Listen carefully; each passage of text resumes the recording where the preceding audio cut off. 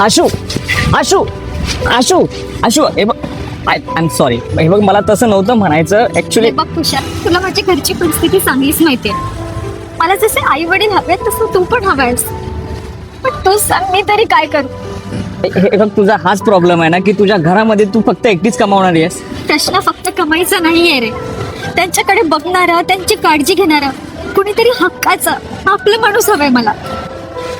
माझ्याजवळ एक मार्ग आहे आणि हक्काची व्यक्ती सुद्धा आहे. कोण?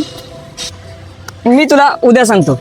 अरे पण मला सांग तरी तुझ्या डोक्यात काय चाललंय? सगळं उद्या सांगतो. आपल्या नेहमीच्या स्पॉटवर भेटूया. Okay bye bye bye bye bye bye bye bye bye bye bye bye bye.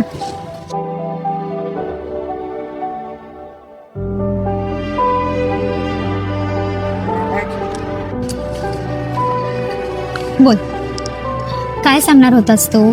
काय विचार केलाय आपल्या लग्नाबद्दल? सांगतो. मी विचार करत होतो की